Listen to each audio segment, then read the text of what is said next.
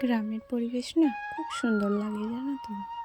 সকালবেলা পাখির আওয়াজ, হাঁসের আওয়াজ, মুরগির আওয়াজ খুব সুন্দর লাগে শুনতে। তো চলো বন্ধুরা, আজকের ব্লগটা আমি এখান থেকেই শুরু করছি। ছাড় দেওয়া থেকে আজকের ব্লগটা আমি শুরু করলাম। তো হ্যালো বন্ধুরা, গুড মর্নিং সবাইকে। কেমন আছো তোমরা? আশা করি সবাই সুস্থ আছো, ভালো আছো।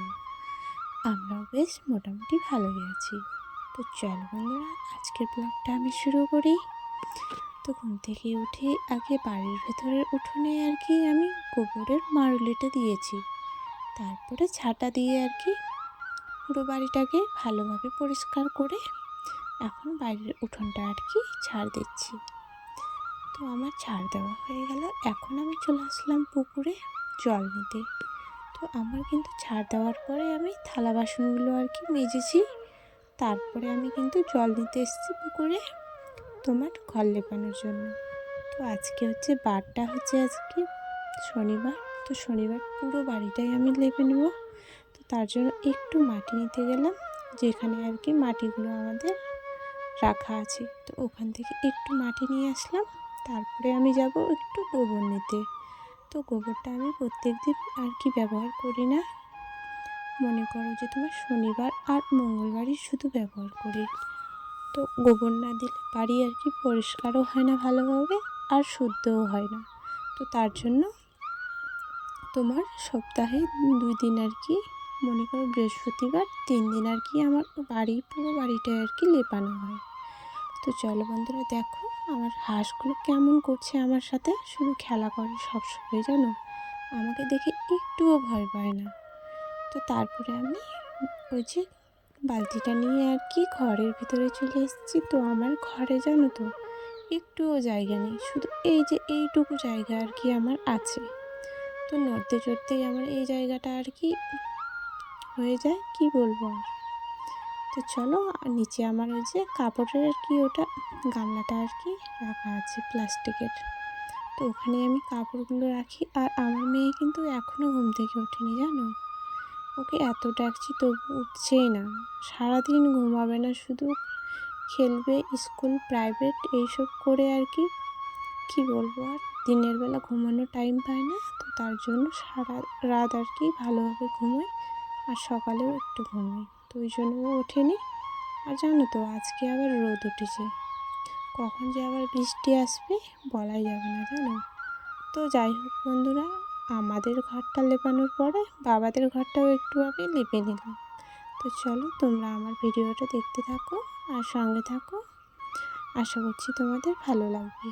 আর যদি কোনো নতুন বন্ধুরা আমার চ্যানেলে এসে থাকো, তাহলে তোমাদেরকে অনেক স্বাগত ও অনেক ভালোবাসা জানাই আমার ব্লগ চ্যানেলে আসার জন্য। তো আমার তো বারান্দাগুলো লেপানোর পর এখন আমি উঠোনে ধাড়িগুলো মুছে নিচ্ছি। তো কয়েকদিন আগেই তো আমি মাটি লাগিয়েছি, আবার দেখছি যে ছুটে ছুটে গেছে জানো তো। কী করবো বুঝতে পারছি না। তো তারপরে আমি চলে আসলাম বালতিটা নিয়ে পুকুরে। তো পুকুরে নোংরাগুলো ফেলে দেওয়ার পরে ভালো করে আমি বালতিটা মেজে নিয়ে ধুয়ে নিয়ে এক বালতি জল নিয়ে আমি আসবো। তো জলটা সবসময় দরকার লাগে পা হাত ধোয়ার জন্য, কারণ এখন কাদার দিন জানো তো। তো ওটাতে আমরা কিন্তু জল খাই বালতিটাতে, ওই জন্য ওটাতে জলটা আর রাখলাম না। তারপরে দেখো আবার বৃষ্টি শুরু করে দিয়েছে। তো আমাদের রান্নাঘরে আমি যেখানে রান্না করি, তো ওই জায়গাতেও আবার বৃষ্টি পড়ে। তো বৃষ্টি পড়ে একদম ভিজে গেছে জায়গাটা, জানি না কিভাবে রান্না করব। আর আমাদের বাড়ির পাশের পুকুরটা আমি তোমাদেরকে দেখাচ্ছি, দেখো আমার রান্নাঘর থেকে কিন্তু। তো আমার রান্নাঘরটা একদম খুব সাধারণ আর জানো তো, বাবা আজকে মাছ নিয়ে এসছে, ফান্তি জালগুলো আছে না, ওগুলাতে অনেকগুলো মাছ পড়েছিল আজকে। তো তারপর দেখো মাছগুলো কিন্তু জীবিত আছে জানো, জ্যান্ত আছে এখনও, খুব সুন্দর লাগছে মাছগুলো কাটতে আমার। আর আমি এত কেন হাসছি বলো তো? হাসার একটা কারণ আছে জানো। তো আজকে বাবা ছাগলগুলো বের করতে গিয়ে পড়ে গেছিলো। তো ওটাই মাকে বলছি, আর হেসে হেসে আমি নিজেই পাগল হয়ে যাচ্ছি, কি বলবো আর। তো চলো, আমার হাসি কেমন লেগেছে তোমাদের অবশ্যই কমেন্ট করে জানিও। তো আমি যখন হাসি কি না, হা হা করেই হাসি, কি বলবো আর। তো হাসতেও আমার ভালোই লাগে। তো চলো, তোমাদের সাথে কথা বলতে বলতে আমার মাছগুলো কিন্তু কাটা আর কি শেষের দিকে। তো এখানে শুধু আছে কয়েকটা কই মাছ, দুটো ট্যাংরা মাছ আছে, আর সবগুলোই শুধু পুঁটি মাছ। তো কী বলতো, বন্যা বন্যা মানে হয়নি, হয়ে গেছিলো, আমাদের জমিগুলো ডুবে গেছিলো জানো। তো ওখানে বাবা আর কি ওই ফান্তি জালগুলো আর কি দিয়েছিলো, ওই যে মাছগুলো বেঁধেছে, তো ওই মাছগুলোই আর কি নিয়ে এসছে। তো চলো, আমি নোংরাগুলো ফেলে দিয়ে এসে এখন আমি পুকুরে আসলাম। তো এখন ভালো করে পরিষ্কার করে নেবো আমার মাছগুলো। পরিষ্কার করে নিয়ে গিয়ে আমি মাছগুলো আর কি ভেজে রাখবো। তো চলো, মাছগুলো ধুয়ে তোমাদের সাথে আবার পরে কথা হচ্ছে।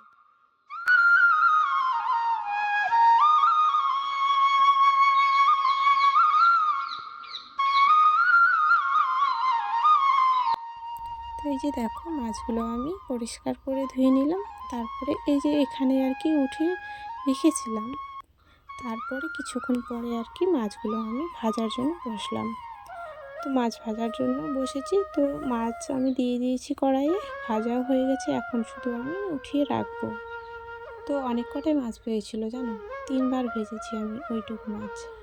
তো ভালোভাবে না ভাজলে ভালো লাগবে না খেতে জানো। তো ওই জন্য ভালো করে ভেজে আর কি অল্প অল্প করে ভেজেছি, না হলে আবার কড়াইয়ে যদি বসে যায় কি না মাছগুলো, তাহলে তোমার ভালো আর কি হয় না ভাজা। তো চলো, একটু আর কি কড়াইয়ে আর একটু তেল দিয়ে দিলাম, আর যেগুলো মাছ ছিল ওগুলো আর কি দিয়ে দিলাম। তো দেখো মাছগুলো কেমন লাগছে দেখতে।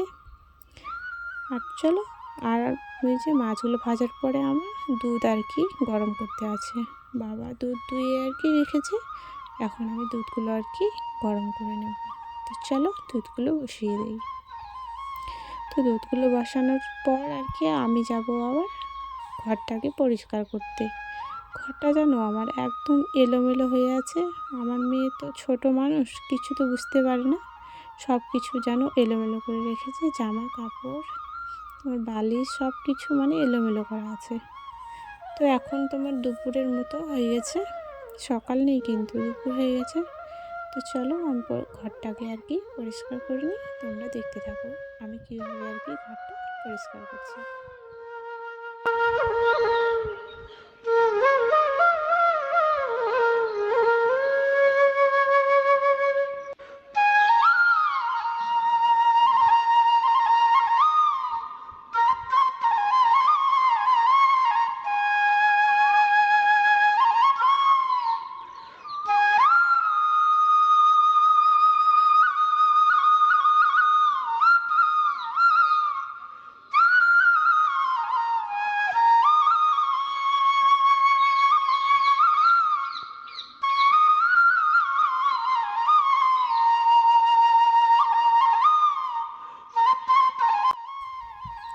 এখানে আমার মেয়ের কয়েকটা জামা ছিল, তো জামাগুলো আমি গুছিয়ে রাখলাম, আর এই যে ছোট্ট একটা গামছা আমার মেয়ের জন্য। তো ও গামছা নিতে আর কি পছন্দ করে, তো ওর জন্য ওর দিদা আর কি, ওর ঠাকুমা আর কি এনে দিয়েছে গামছাটা, ও আর কি নিয়ে বেড়ায়। তো চলো, ঘর আর কি পরিষ্কার করতে করতে আমার জানো তো কারেন্ট চলে গেছিলো। তারপরে আবার চুপ করে একটু বসে থাকলাম, তারপরে আবার চলে আসলো। তো চলো, কাপড় আমার আরেকটা ছিল, তো ওটাও আর কি আমি গুছিয়ে নিলাম। গুছিয়ে রাখলে পরে কি না সব জিনিসই দেখতে ভালো লাগে জানো। তো চলো, আমার ঘরটা রেখে দাও। আর আজকের ভিডিওটা কিন্তু আমি এখানেই শেষ করছি, আবার দেখা হবে অন্য কোনো ব্লগে। তো চলো, সবাইকে টাটা, আর সবাই সুস্থ থেকো, ভালো থেকো, এটাই ভগবানের কাছে আমি প্রার্থনা করি।